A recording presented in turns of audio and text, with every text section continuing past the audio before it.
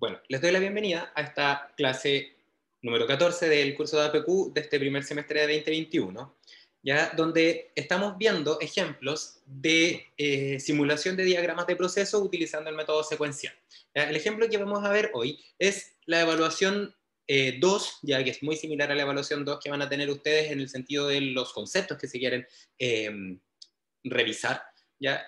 Y calificar básicamente, donde básicamente vamos a ver lo relacionado con la modelación y simulación algebraica de procesos y en este caso de diagramas de procesos, ¿ya?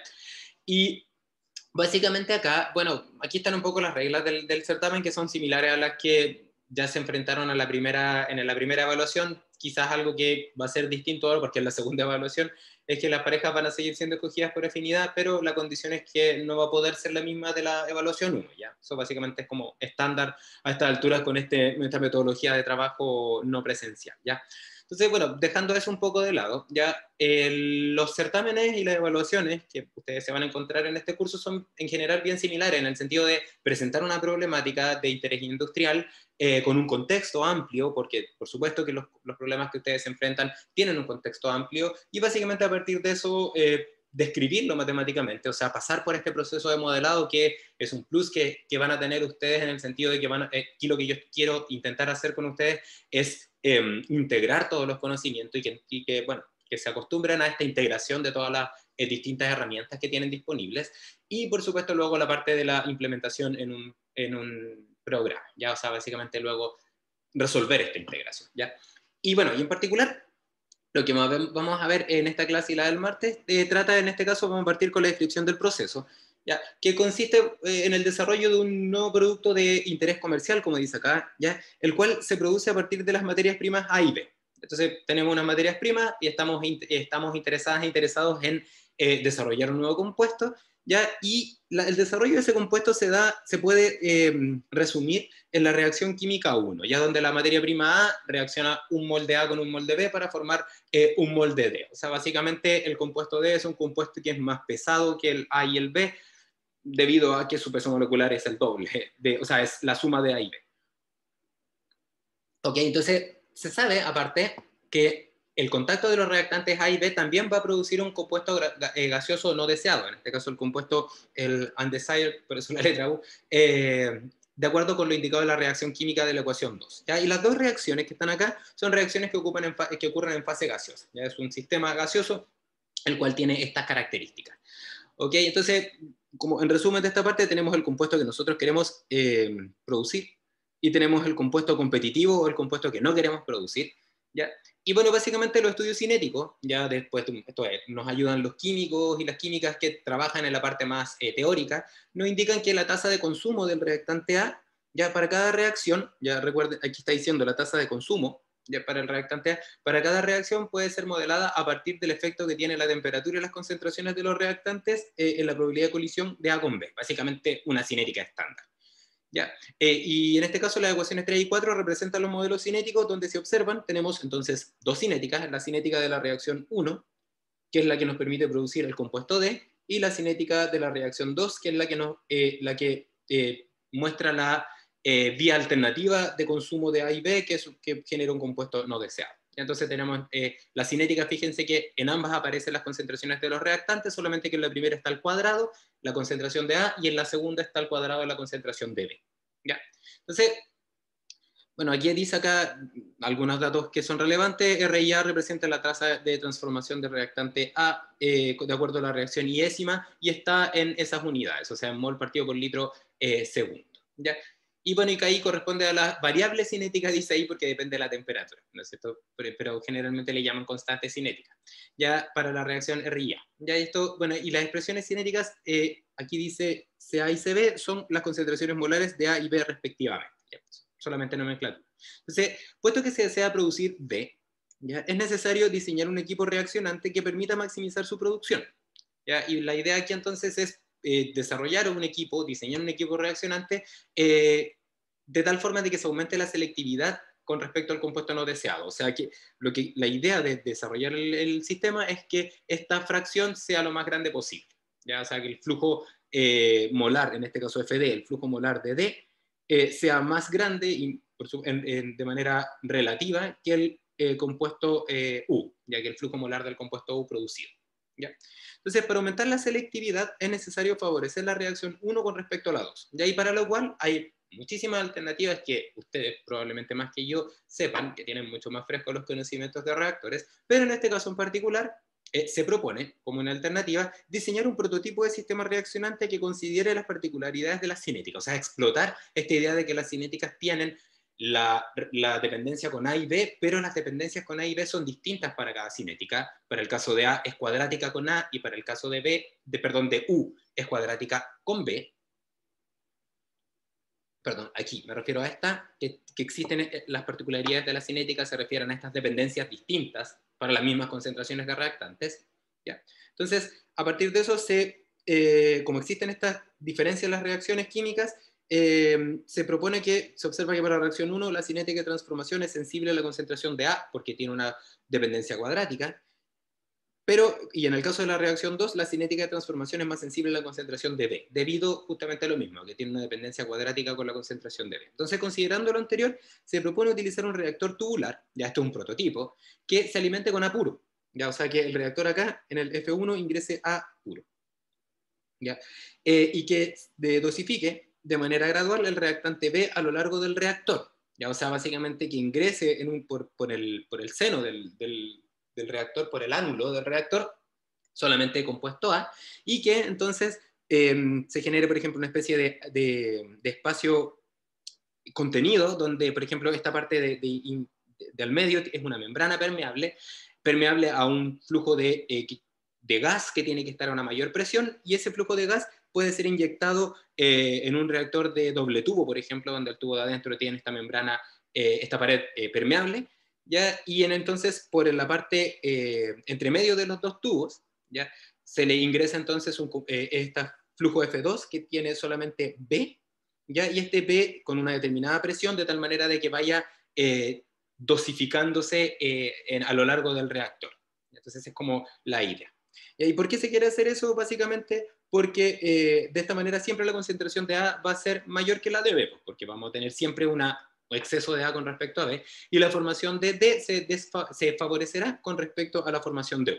Entonces básicamente la idea es como ir echando poquitos de B, y para eso entonces utilizar una diferencia de presión como decisión. O sea, mientras más diferencia de presión hay, más flujo de B debiese traspasar esa membrana.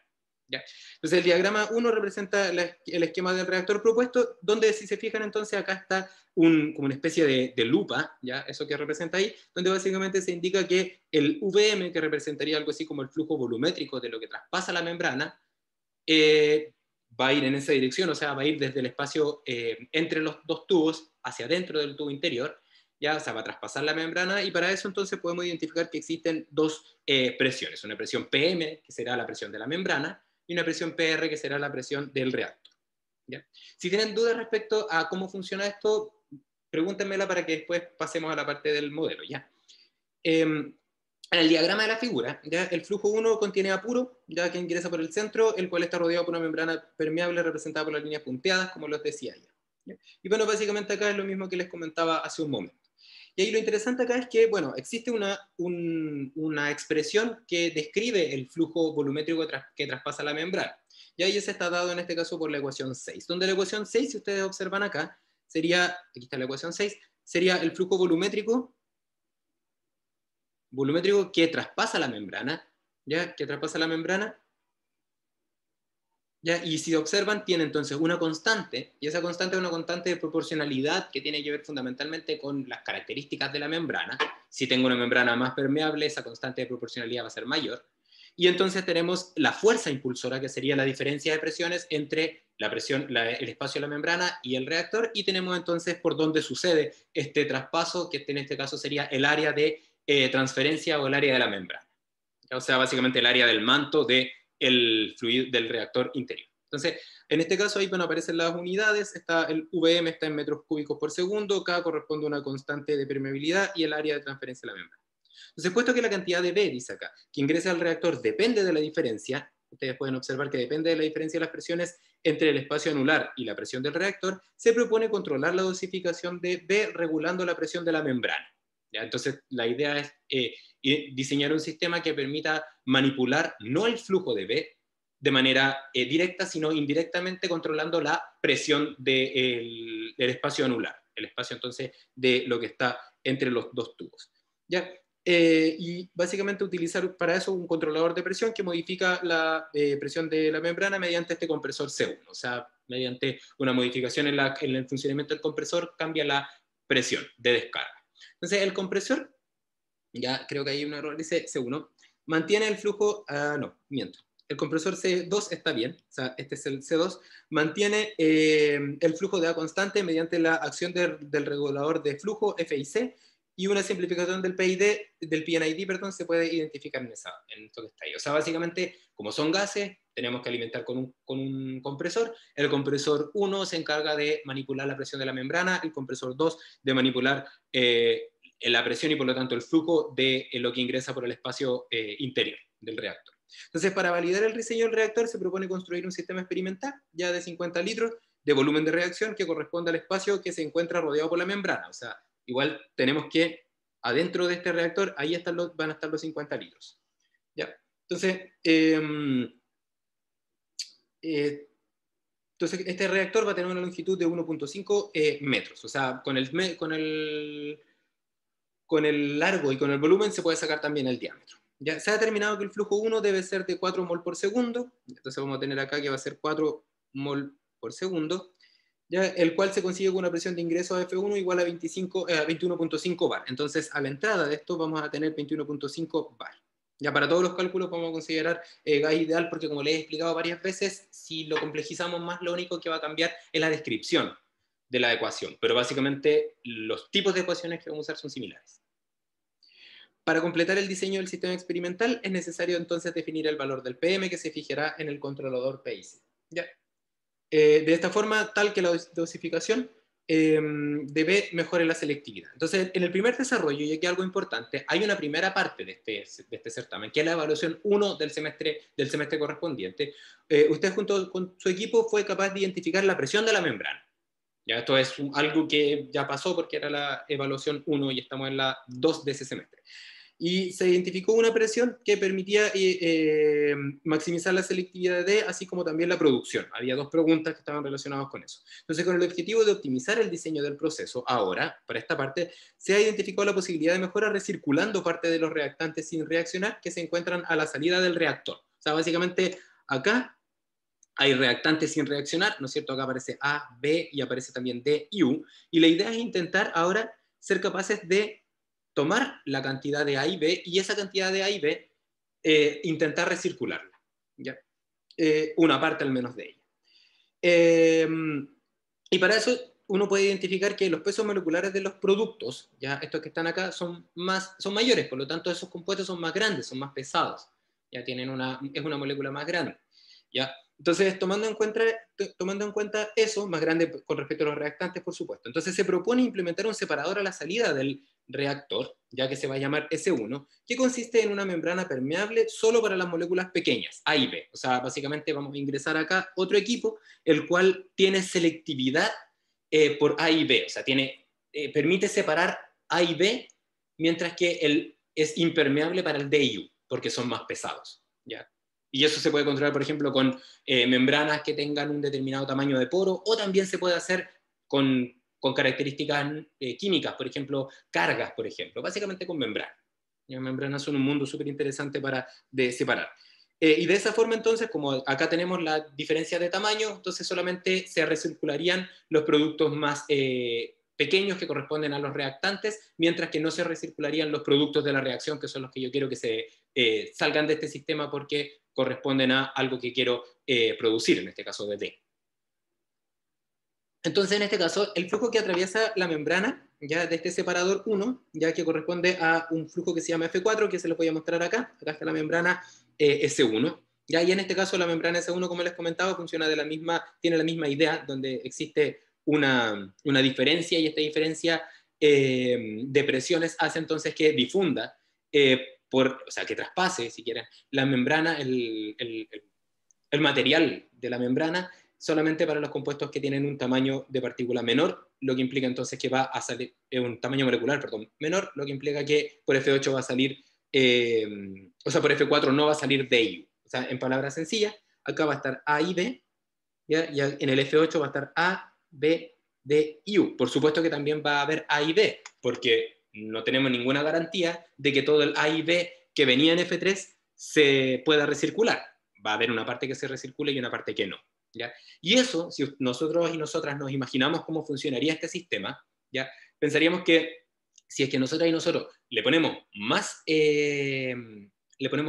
presión a esta zona del separador, entonces lo que pasaría es que existiría una mayor fuerza, si quieren, empujando, ya, entre comillas, empujando el fluido hacia las paredes de la membrana, y eso implicaría entonces que mayor cantidad de flujo pasaría desde el espacio antes de la membrana y el espacio después de la membrana.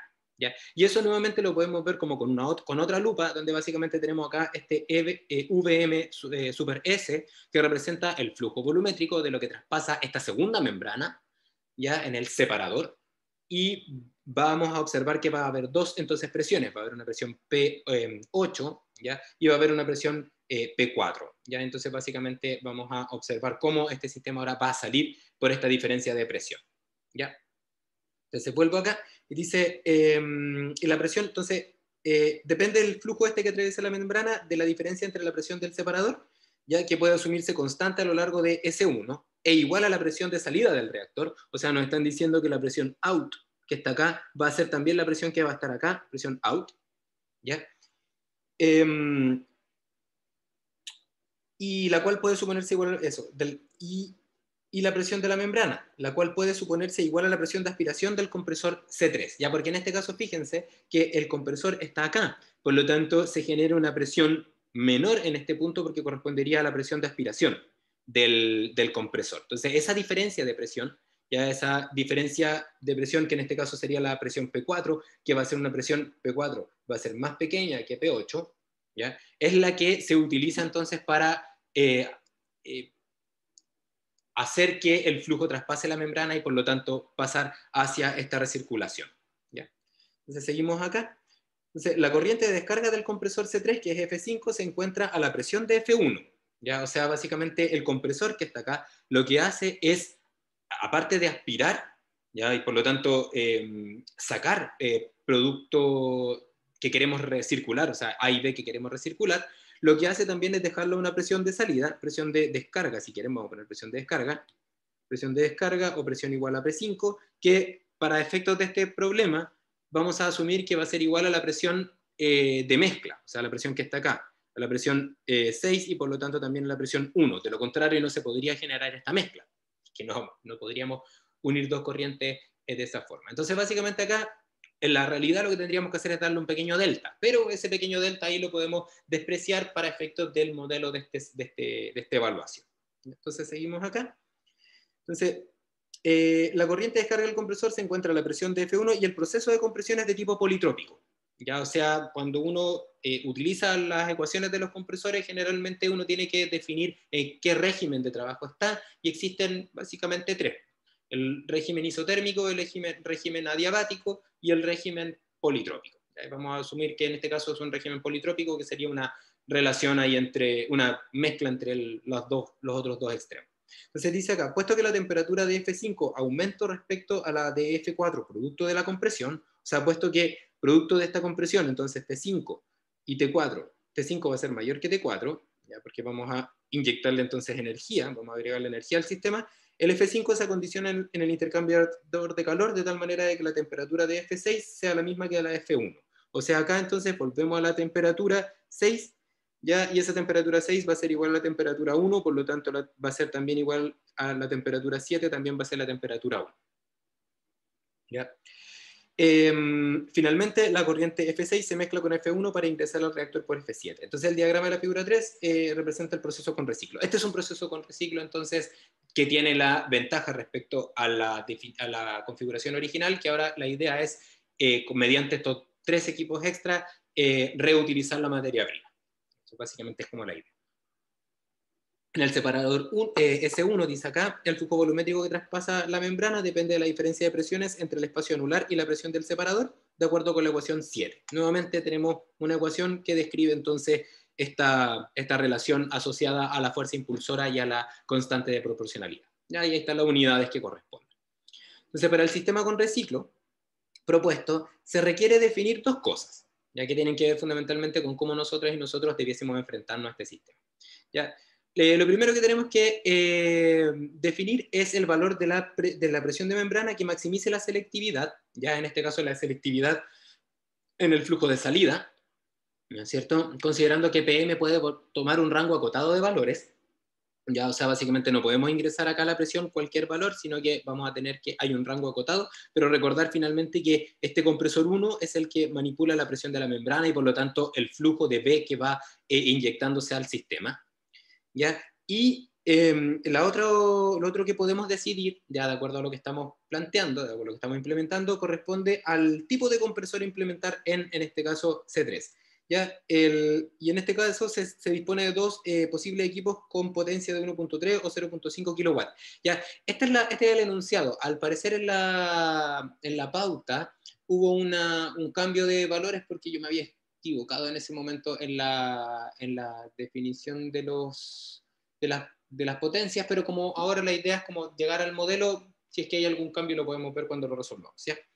Entonces, las preguntas que hay acá ya tienen que ver fundamentalmente con si se puede considerar que el reactor y el espacio anular tienen un régimen calórico isotérmico, o sea, vamos a asumir que la temperatura se mantiene, ya, y eso, si me preguntan cómo se podría hacer, tendríamos que implementar un sistema que mantuviese la temperatura, pero vamos a asumir que está constante la temperatura, a una temperatura de 50 grados Celsius. Entonces, el sistema reaccionante puede modelarse utilizando el enfoque de NCSTR en serie, y también asumiendo que la pérdida de carga en el espacio anular puede despreciarse, ya, ¿cuál es el espacio anular? El espacio anular, ya el que está entre los dos tubos, puede despreciarse, mientras que la pérdida de carga en la zona con reacción química, o sea, dentro de este tubo, ya puede modelarse utilizando un balance de energía mecánica, asumiendo una rugosidad de las paredes despreciables y el área de sección transversal constante. Ya vamos entonces a aplicar el balance de energía mecánica. Entonces, con esto, y aparte nos entrega una información relevante, ya que es básicamente notar que con el enfoque de NCSTR en serie, podemos entonces suponer que el fluido es incompresible para cada uno de los CSTR con densidad y factor de fricción evaluados sus condiciones de salida. Ya les voy a explicar de inmediato a qué se refiere eso. Ya. Solamente para seguir leyendo el enunciado, también lo que podemos asumir acá, otros supuestos que hay que considerar, la pérdida de carga en el separador y en el intercambiador de calor son despreciables, ya que eso básicamente para mantener las presiones. El proceso de separación en S1 puede considerarse como isotérmico, ya la temperatura entonces de salida, de entrada va a ser igual a la de salida en S1, y la compresión en el compresor 3 es de tipo politrópico. Entonces, con esta información, ¿ya? Nos piden que presentemos el modelo del sistema descrito que permita obtener el valor de la selectividad a la salida del proceso, ¿ya? Y básicamente, utilizando la información entregada en el contexto, más todos los datos que aparecen, ya de información adicional, la idea es hacer el análisis de grados de libertad que muestre que el modelo puede ser simulado, y luego la idea entonces es simular el modelo de MATLAB para los valores de la presión de membrana dentro del rango de operación y los dos posibles compresores, y a partir de eso entonces hay que graficar la presión de membrana versus la selectividad, ya la presión de membrana y también la producción de D y U, ¿ya? Y básicamente la relación que se obtiene entre la presión de membrana y la conversión de A y B. ¿Ya? Y ahí están entonces las dos ecuaciones. Aquí hay un B. ¿Ya? Y entonces, bueno, para eso básicamente tendríamos primero que obtener el modelo. Entonces, considerando los resultados presentados en el apartado anterior, hay que proponer entonces el valor de PM para cada compresor que maximiza, en este caso, la selectividad y la producción. Entonces, básicamente es muy similar a lo que vieron en el certamen anterior. Y bueno, hay algunos datos que se le entregan, fundamentalmente, bueno, la potencia del compresor, que saben, y aquí están los datos relacionados con, en este caso, lo que tiene que ver con el sistema reaccionante, ya la temperatura en la cual vamos a asumir que va a estar trabajando el sistema, las constantes cinéticas de las dos reacciones, ya las constantes de permeabilidad de la membrana en el reactor y de la membrana en el separador, ya el área de transferencia de la membrana en el separador, los pesos moleculares que son necesarios para hacer unos cálculos que yo les voy a mostrar, la viscosidad del gas, que también la necesitamos, y la fracción molar de, en este caso, A en F1 y en F2, que habíamos dicho que eran puros, ya que básicamente son las composiciones que vienen, los flujos que vienen desde afuera. La presión de la entrada del reactor es 21.5 bares, y en este caso el coeficiente de compresión politrópica es de 1.3. Ya, esos son básicamente los datos que les entrego. Entonces, a partir de eso, la idea es describir el sistema. Ya, entonces, hasta acá, ¿tienen dudas? ¿Hay dudas? ¿No? ¿Nos queda clara la idea? Ya, entonces, miren, lo que voy a hacer ahora es que yo voy a ir copiando algunas cosas que son de interés y voy a abrir una nueva, un nuevo archivo para que vayamos desarrollando los aspectos relevantes. ¿Ya? Entonces, vamos a partir entonces con copiar la información acá, y ahí vamos a trabajar con este. Entonces, básicamente, ¿qué tenemos hasta acá? ¿Qué conocemos? ¿Qué son los valores que ya conocemos? Sabemos que acá tenemos entonces un flujo que tiene una determinada presión, ¿no es cierto? Tenemos que acá hay una presión PM, la cual va a ser una variable que vamos a poder decidir. Sabemos que el flujo 1 va a seguir siendo 4 mol por segundos, ¿no es cierto?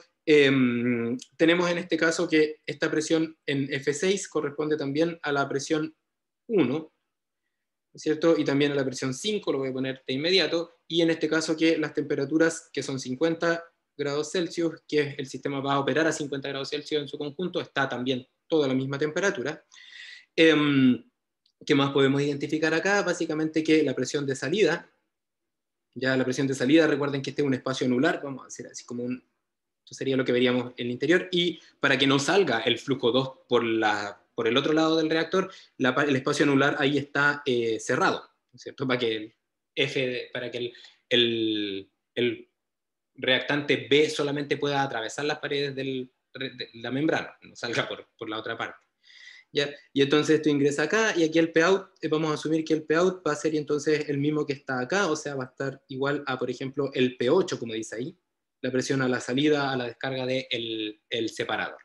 ¿Ya? Y acá entonces tenemos que el flujo 4, que es el que recibe este reactante que no está, no reaccionó, está en ese espacio, la presión es la presión igual a la presión de aspiración del compresor, o sea, la presión P4. ¿Ya? ¿Qué más sabemos, por ejemplo? Otros datos que son relevantes. Acá tenemos que identificar que el volumen, el flujo volumétrico que traspasa la membrana es igual a un K multiplicado entonces por un P de la membrana menos el P del reactor, y esto multiplicado por un área de transferencia, en este caso A sub T. Ya, básicamente esos son los elementos relevantes. Y acá en el otro lado tenemos que este caudal que traspasa también va a ser VMS, que va a ser igual al KS por el P8 menos el P4 multiplicado por el área de transferencia del AS. Entonces, básicamente, estos son los elementos que son más relevantes para comenzar a trabajar el problema. Entonces, lo primero que tenemos que tener claro acá es, y una buena idea, es pensar qué es lo que nos piden. ¿Ya? Como visualizar lo que queremos obtener. ¿Ya? Y lo que queremos obtener para este sistema que tiene dos reacciones, ¿cierto? A y B, para producir un compuesto D y para producir un compuesto no deseado, ya lo que nosotros nos gustaría identificar acá es cuáles son las decisiones que yo tengo que tomar de tal manera de que este sistema produzca de una manera determinada. Y como la producción está acá en el 8, ya porque corresponde a la salida de tu sistema, entonces básicamente las decisiones que yo tengo que tomar deben incluir entonces, de alguna forma, no necesariamente pueden ser varias variables, pero van a estar relacionadas con el flujo de salida, el flujo 8. ¿Ya? Y estas variables que las cuales nosotras y nosotros vamos a intentar iterar, van a corresponder en este caso a la descripción del problema, a la presión de la membrana, ya que todavía es algo que podría modificarse porque eso define la dosificación del reactante B. ¿Ya? Y el otro que nos va a interesar es el tipo de compresor, cuál de los dos compresores vamos a usar, si vamos a usar el compresor, por ejemplo, 2 o el compresor 1. Y la presión de membrana dentro de un determinado rango. ¿Ya? ¿Y qué vamos a poner en este eje? En el eje de las variables dependientes, vamos a poner así genéricamente una función que depende de lo que pasa en el flujo 8. Y digo una función que depende de lo que pasa en el flujo 8, porque básicamente acá vamos a observar, por ejemplo, cuál es la dependencia con respecto a la selectividad entre D y U en el flujo 8, también la productividad de D y de U en el flujo 8, y también lo relacionado con la conversión de los reactantes asociada a la producción final, o sea, lo que estoy sacando del sistema. Entonces, esto sería como una especie si quieren, como de spoiler de hasta dónde debiésemos llegar, ¿ya? Y esto es súper bueno hacerlo porque nos da una idea, un norte, un objetivo que tiene que ver con el análisis de sensibilidad paramétrica que queremos. ¿Y ahí eso qué significa? Si, por ejemplo, le genera alguna duda, básicamente que podemos probar, por ejemplo, distintas presiones de membrana para distintos compresores, y lo que vamos a ir obteniendo son distintas respuestas del sistema para encontrar el valor óptimo. Y entonces cada uno de esos puntitos representa una simulación. ¿Simulación de qué? Ahora va a ser la simulación del diagrama de proceso.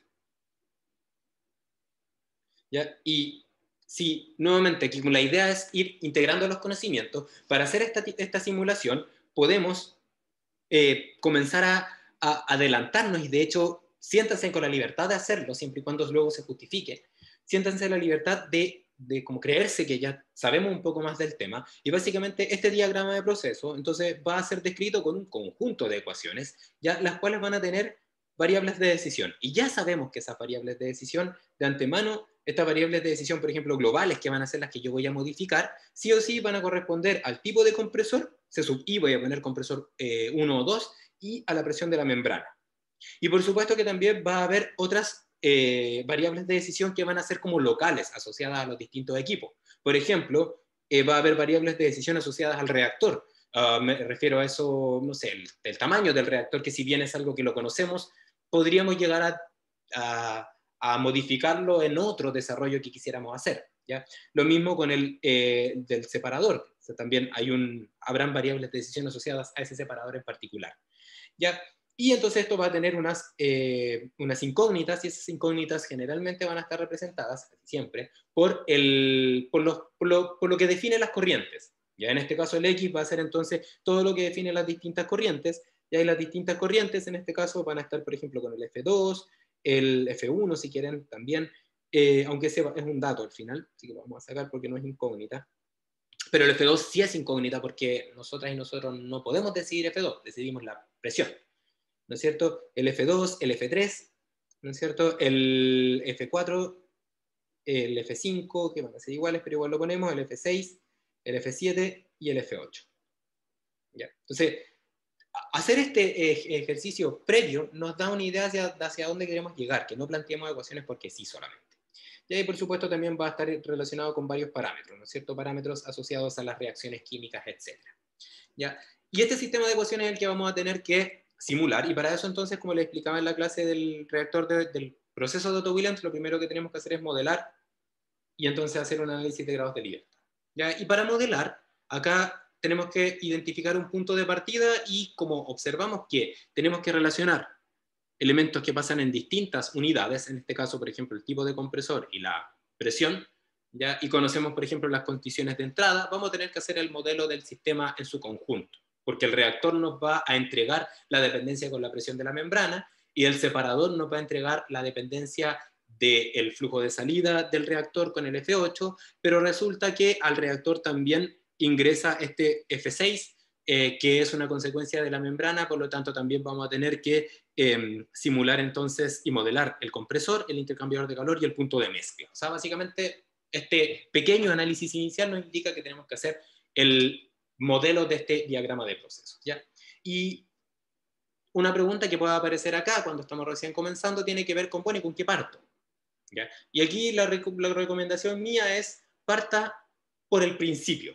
Ya suena un poco absurdo, pero lo que me refiero es que parte, por ejemplo, por la entrada del sistema. Ya genérate un orden que básicamente indique ya dónde están entonces el ingreso de los reactantes, por ahí voy a partir. Si hay más de una unidad que recibe ingreso de reactantes, partan por una, la que ustedes estimen conveniente. Y ahí vayan haciendo entonces este análisis de grados de libertad continuamente.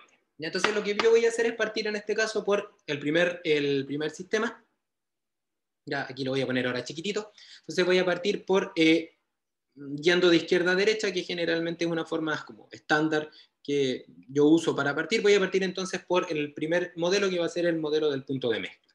Ya no me voy a meter todavía en las reacciones. ¿Ya? Entonces, para la primera parte, el modelo del punto de mezcla, básicamente tenemos que identificar qué es lo que tiene este punto de mezcla, y entonces observaríamos que al punto de mezcla ya van a ingresar entonces un flujo F1 con, en este caso, un F6, y va a salir el F7. Es necesario el F7 para poder entonces luego, en el siguiente modelo, describir el reactor. Por lo tanto, vamos bien encaminadas e encaminados ya en este análisis. Entonces, ¿qué sabemos de este sistema? Bueno, sabemos que acá solamente hay A puro.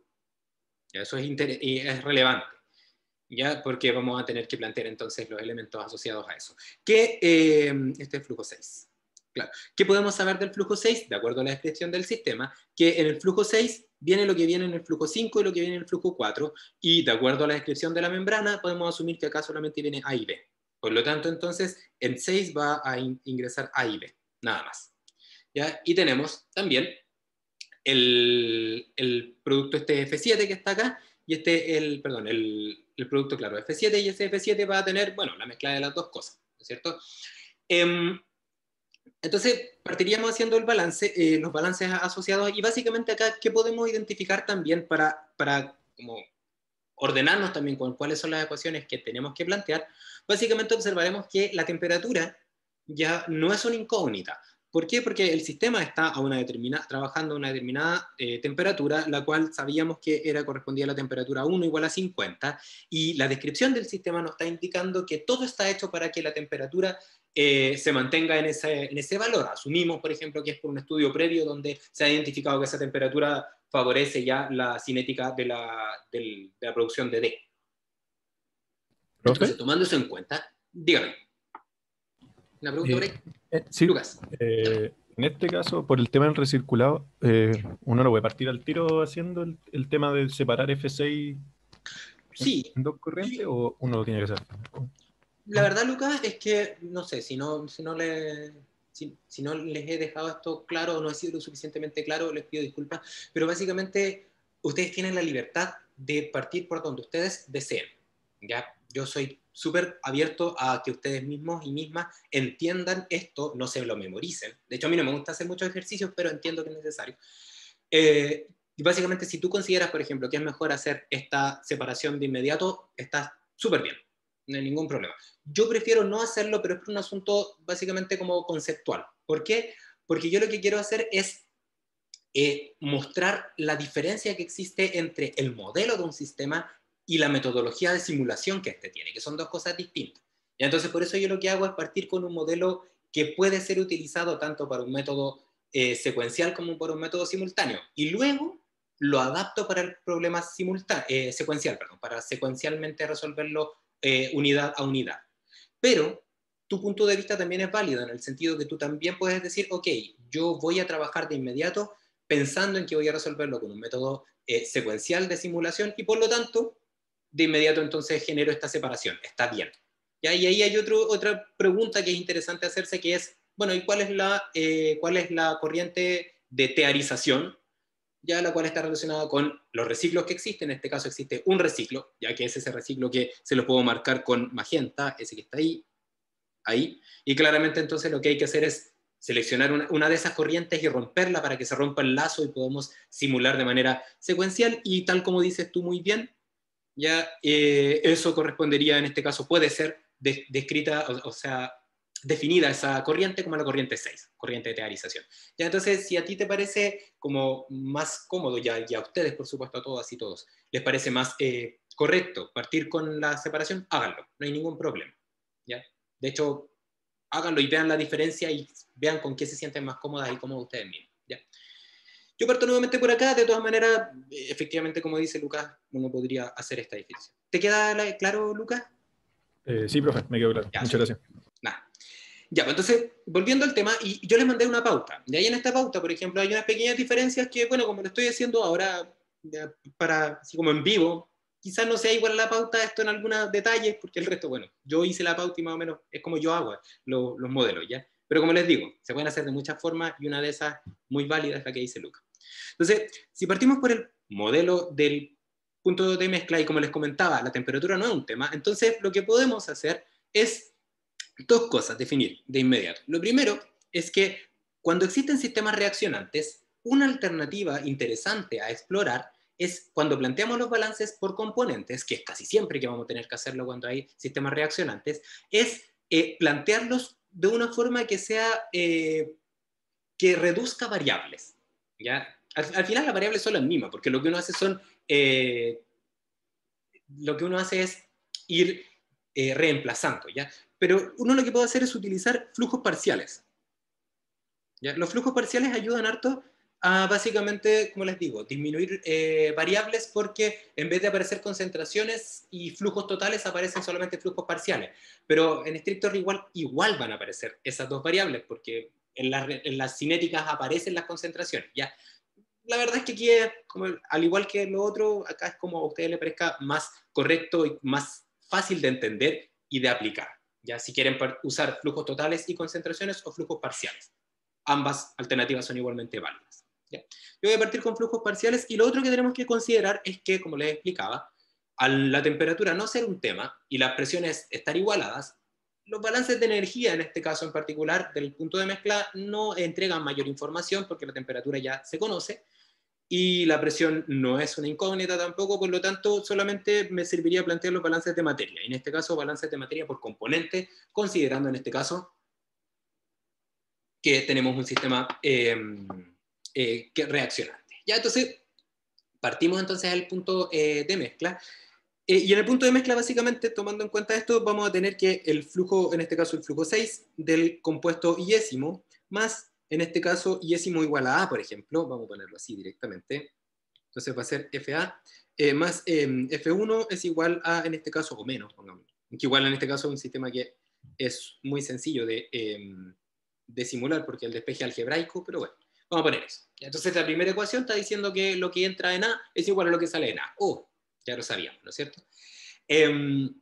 También podemos hacer lo mismo con B, y por ejemplo en la pauta aparece con D y U, ya, pero quizás no es necesario hacerlo con D y U, tomando en consideración de que este sistema sabemos que tiene solamente A y B, ¿ya? Pero quizás no es tampoco tan malo generalizarlo. ¿Por qué? Porque podríamos tener otra configuración luego de una membrana que sí tiene cierta permeabilidad con con D y U, y entonces definir un modelo que sea más general y que permita entonces, o que admita estas membranas que pueden dejar pasar también D y U, ¿ya? Entonces por eso aparece en la pauta que aun cuando está A y B, solamente también se considera D y U, pero es como pensando en una generalización. ¿Cuál es la opción correcta? Cualquiera de las dos. Y aquí no hay mucha, como les digo nuevamente, mientras tengamos claro que si es que consideramos que entra D y U también, lo definamos a priori que esos flujos son cero, no hay ningún problema, ¿ya? Entonces, siguiendo esa idea, yo podría entonces generar el resto de los balances, que básicamente sería el F6I menos el F7 super I es igual a 0, y aquí aparecía esto para B, C, B, D y U, disculpe. ¿Ya? Y básicamente acá, ojo, recordar que vamos a tener que definir entonces el F6 de DU como cero, porque la cinética, perdón, la permeabilidad de la membrana no permite que pase DU. ¿Ya? Ya, pero ¿por qué? Porque lo explicaba. ¿Por qué la idea es hacerlo de esta forma, más general? Primero, por lo que les contaba de poder incluir la posibilidad de otras membranas que sean más permeables a estos otros compuestos, y aparte porque generalmente en estos sistemas, diagramas de procesos, aparecen unas tablas que son bien útiles, ¿ya? Y que básicamente lo que hacen es listar, por ejemplo, estas tablas, las distintas corrientes que existen: corriente 1, corriente 2, corriente 3, 4, corriente 5, corriente 6, corriente 7 y corriente 8, ¿ya? Y estas corrientes que están acá describen básicamente, se supone que lo que hacen esta tabla con estas columnas es describir cada una de las corrientes de acuerdo a los elementos necesarios asociados al problema que quiero resolver. En este caso, por ejemplo, lo que me interesa es identificar los flujos molares parciales. Por ejemplo, vamos a poner FI sub J, o sea, el flujo molar parcial del componente I en la corriente J. Entonces eso va a implicar que voy a tener el componente A, el componente B, y como tenemos 4 componentes, Bueno, cada una de estas columnas tendría 4 filas, F, D y FU, y entonces básicamente entenderíamos que esta nomenclatura que yo tengo acá viene de A4s, ¿ya? Porque para cada corriente voy a definir 4 elementos. ¿Ya? Entonces por eso es como de repente es más ordenado hacerlo de esta forma, aunque ya sabemos a priori que por ejemplo, la corriente 6, el FU y el FD son 0, en la corriente 5 también y en la corriente 4 también. ¿Y por qué es eso? Porque sabemos que la membrana es impermeable para DIU. ¿Ya? Y eso implica que en la corriente 7 también van a ser 0. ¿Ya? Pero igual los dejamos planteados porque, como les digo, podría en otro momento ser útil esta configuración para otro tipo de membrana que elijamos. ¿Ya? Entonces, volviendo al modelo, acá lo que tendríamos que hacer sería un análisis de grados de libertad, que básicamente nos diría que el número de variables ya serían las 4 de 7 y las 4 de 6, ya sería 4 que vienen del flujo, en este caso flujo 6, las 4 que vienen del flujo 7, más la 1 que viene del flujo 1, ¿por qué la 1? Porque F1 sabemos que es un flujo puro, ¿ya? Y básicamente entonces esto nos daría el número de variables 9. ¿Y cuántas ecuaciones tenemos? Vamos a tener entonces 4 ecuaciones, ¿no es cierto? Y entonces tendríamos como grados de libertad, en este caso, 5. ¿Cuáles son esos 5 grados de libertad? Ya que quedarían por describir. Entonces, hacemos el suma acá al punto de mezcla y decimos, nosotros planteamos el balance para describir F7. Por lo tanto, las 4 corrientes, las 4 características de F7 ya estarían descritas con estos 4 balances. ¿Ya? Lo que implicaría entonces que los 5 grados de libertad que faltan por describir sería F1 y lo que viene por F6, que serían los 4 componentes adicionales. ¿Ya? Entonces, si observan, esto se parece muchísimo al diagrama de procesos de Otto Williams, porque la verdad es que todo esto es súper parecido. ¿Ya? Porque cuando tengamos reciclo, esto que ustedes ven acá, como que está el F6, que es el flujo de reciclo, se va a empezar a heredar continuamente. Y van a aparecer, por supuesto, estas variables que están asociadas a estos elementos. Entonces, no sé, aquí, por ejemplo, esto es como a ustedes les parezca más cómodo, lo importante es que aparezca en algún momento. Por ejemplo, acá podemos ir ingresando los datos de inmediato o no. Si los ingresamos de inmediato los datos, podemos decir que F1 es un dato conocido, por lo tanto los grados de libertad que quedan son 4 que corresponden a los F6. ¿Ya? Si no, recuerden que el F5 se va a ir heredando y al final tenemos que acordarnos de agregarlo. ¿Ya? Entonces, si nos fijamos, tenemos listo este balance del punto de mezcla y entonces entraríamos donde F7 estaría conocido siempre y cuando se conociera el F6i, pero no se conoce hasta ahora, que son los grados de libertad que faltan por describir. ¿Ya? Entonces, siguiendo en el orden que estamos trabajando, entonces ahora entraríamos al reactor.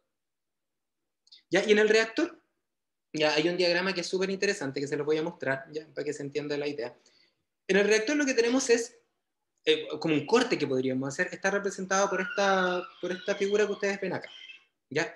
Y en esta figura lo que hacemos es describir una lámina, una moneda si quieren, un volumen de control de una determinado delta Z, como ustedes ven acá, ya que está acá, como un CSTR, ya que es básicamente muy similar a lo que ya hicieron antes, en el primer certamen. Pero acá fíjense que para cada CSTR vamos a tener 2 ingresos. El primer ingreso tiene que ver con lo que va ingresando por el ánulo o sea, por la parte del reactor, por el lugar donde está la reacción, o sea, lo que viene desde el CSTR anterior, ya que sería ese FI.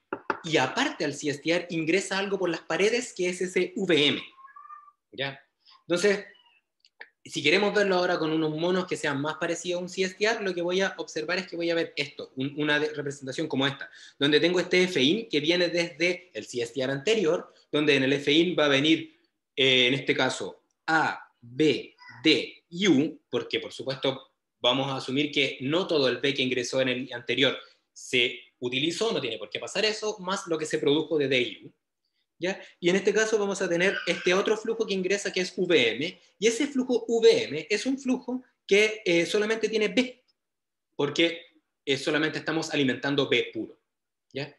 Y entonces el volumen de este CSTR ya va a ser un delta V que va a estar dado en este caso por esta área, ya que ¿por qué esa área es importante? Porque vamos a observar que esa área la necesitamos, esa dimensión la necesitamos también para calcular el área de transferencia para cada CSTR. ¿Ya? Y entonces el tamaño del volumen va a ser el delta Z por el área, ¿no es cierto? O sea, básicamente ese delta Z que ustedes ven ahí por el área que está ahí. ¿Ya? Entonces vamos a tener de esta manera los distintos CSTR, y aquí cosas que son interesantes identificar. ¿Ya? Fíjense cómo es la notación. La notación básicamente lo que hicimos acá es como, considerando que los flujos en mayúsculas representan las corrientes externas de los equipos, y como acá vamos a utilizar un modelo interno de un equipo, básicamente acá lo que se definió, pero es una idea nomás, es como unas variables auxiliares, los F minúsculas, que representarían los flujos internos entre los CSTR, que es una representación de un PFR. ¿Ya? Y ojo, acá es algo que es importante. El VM, que corresponde al caudal que está, el caudal que de B que está ingresando por las membranas, va a depender de cada CSTR. ¿Por qué? Porque nos están pidiendo que consideremos una pérdida de carga en el reactor. ¿Ya? ¿Y qué significa eso desde el punto de vista del traspaso del compuesto B? Que como la ecuación que describe EVM tiene asociada una constante y tiene asociada una presión de membrana y una presión del reactor, ¿ya? Y esto asociado por un área de transferencia, esta presión del reactor depende de Z, porque tiene una pérdida de carga que hay que determinar. Y ahí nos dan una idea de cómo determinarlo. ¿Ya? Y como estamos trabajando con un enfoque de N-CSTR en serie, Z se puede entender también como el CSTR iésimo. Iésimo. Y entonces, básicamente, para cada CSTR vamos a tener distintas presiones, porque las presiones cambian en función de Z. ¿Ya? Y entonces vamos a tener entonces esta configuración, donde básicamente podemos tomar un modelo vamos, por ejemplo, tomar este que está acá, lo voy a copiar y lo voy a pegar, capturar pantalla, copiar. Entonces vamos a tomar ese modelo, y a partir de ese modelo lo vamos a trabajar. Entonces, para el reactor, entonces vamos a pegar este que está acá, y entonces vamos a trabajar con un reactor que tiene ese tamaño, que tiene esa forma. Entonces, en este caso, los balances de materia que tendríamos que plantear, ¿no es cierto?, tendrían entonces que incluir a cada uno de los elementos, y vamos a poner entonces directamente que va a ser para el reactor iésimo que vaya desde 1 hasta n, ya para todos los CSTR que van a describir el PFR.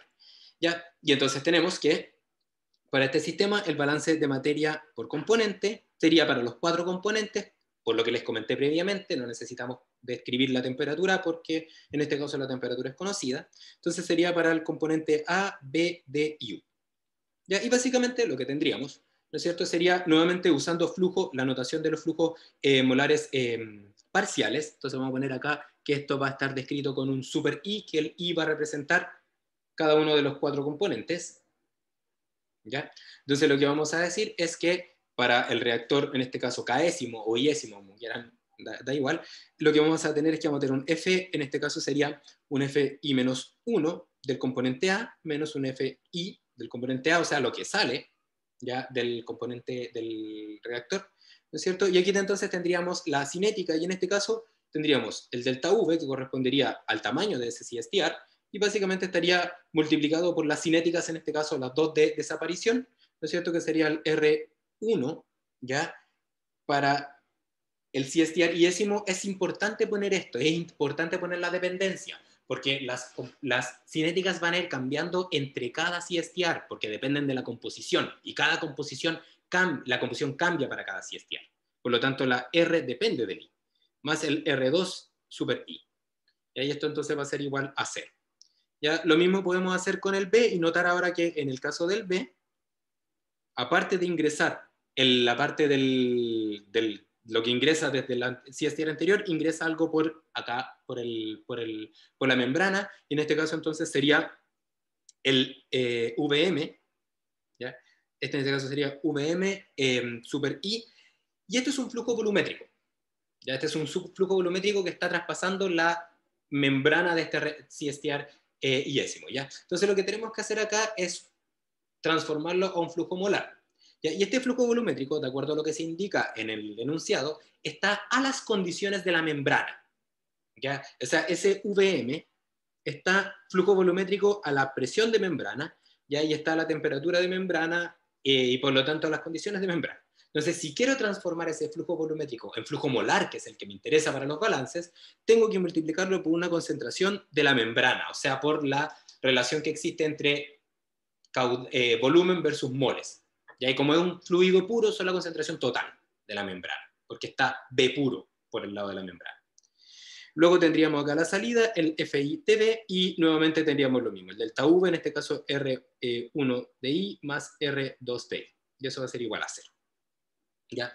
Y luego tendríamos entonces los elementos de DU que corresponderían a los productos de interés, ¿no es cierto? Entonces tendríamos para, aquí sería lo mismo, sería el D menos el FI de D, y en este caso sería más delta V por R1I. No hay corrección de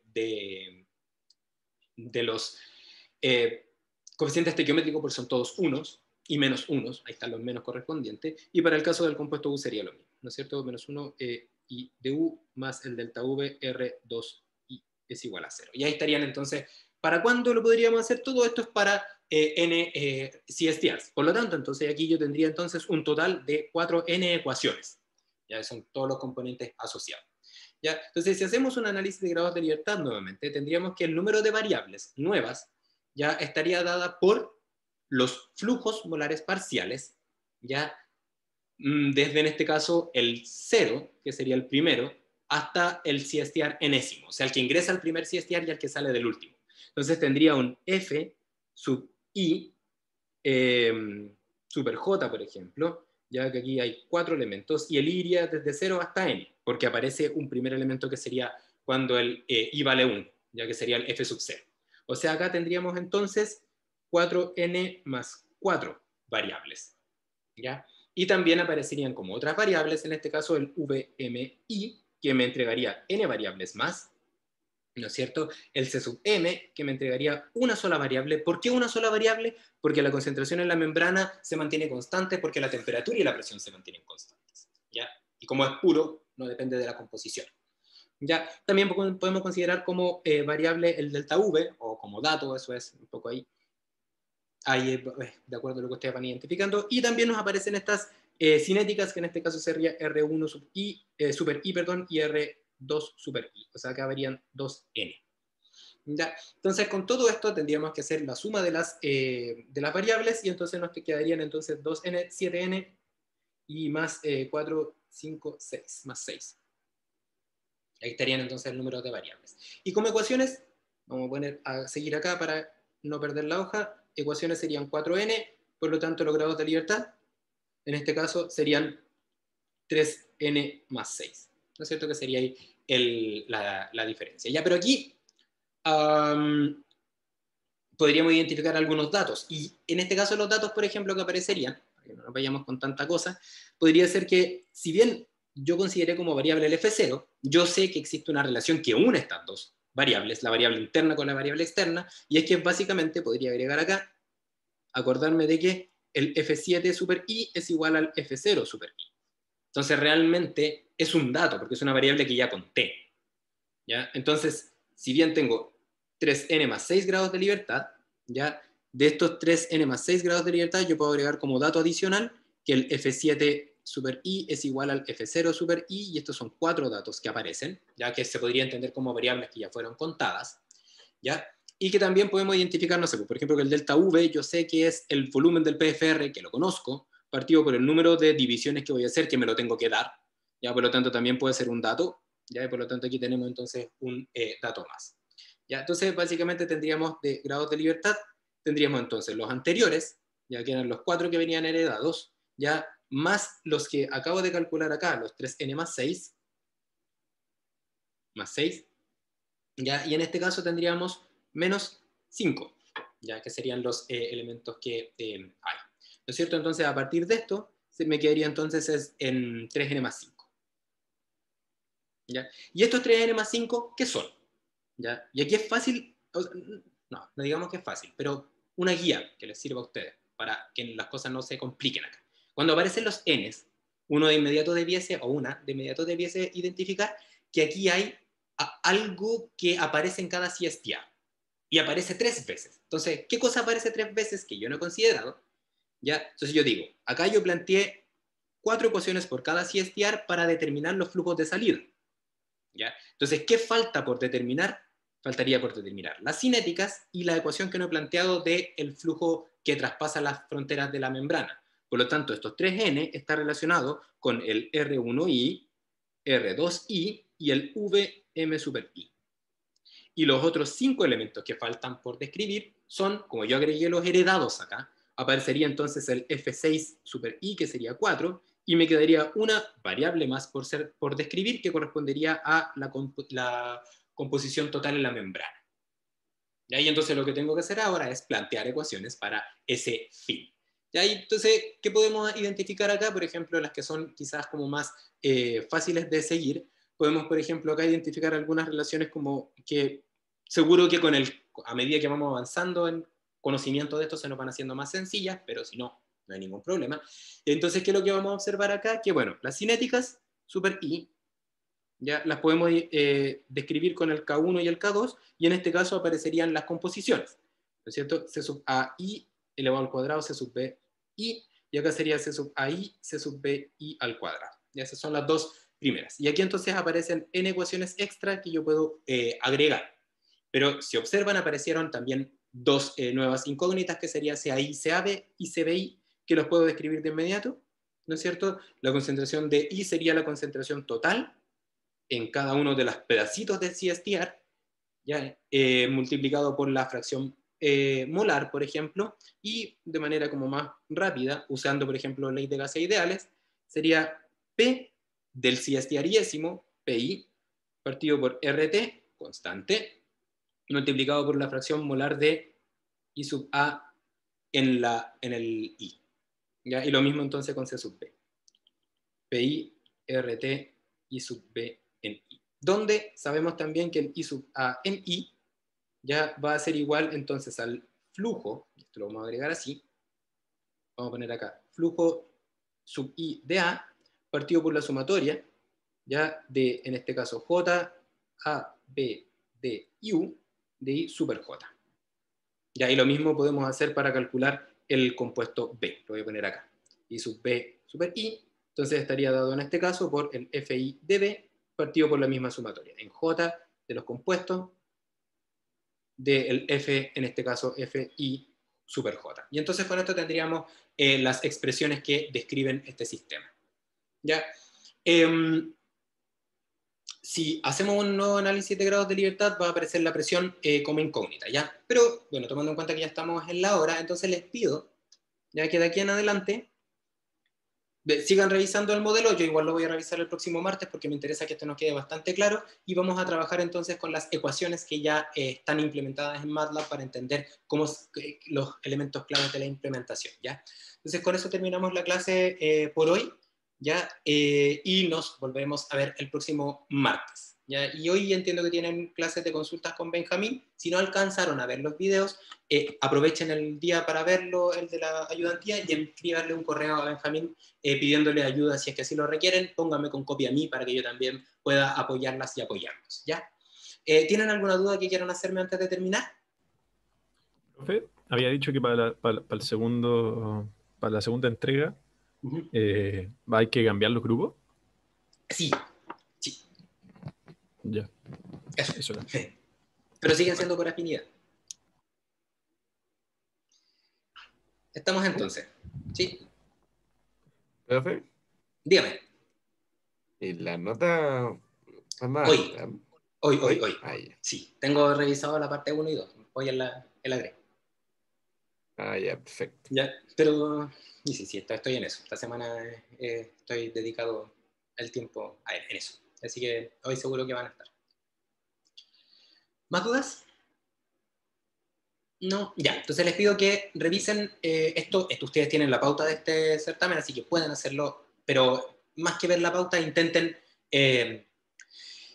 ponerse a prueba ustedes mismas y mismos. Intenten estudiar previamente para repasar los conceptos, hagan el ejemplo, si tienen dudas vuelvan a repasar, y de esa forma seguro que les va a quedar mucho más claro todo. Y nosotros nos volveremos a ver el próximo martes. Ya, que tengan un buen fin de semana. Cuídese, profe, muchas gracias. Chao, Chao, profe. profe. Vaya muy bien.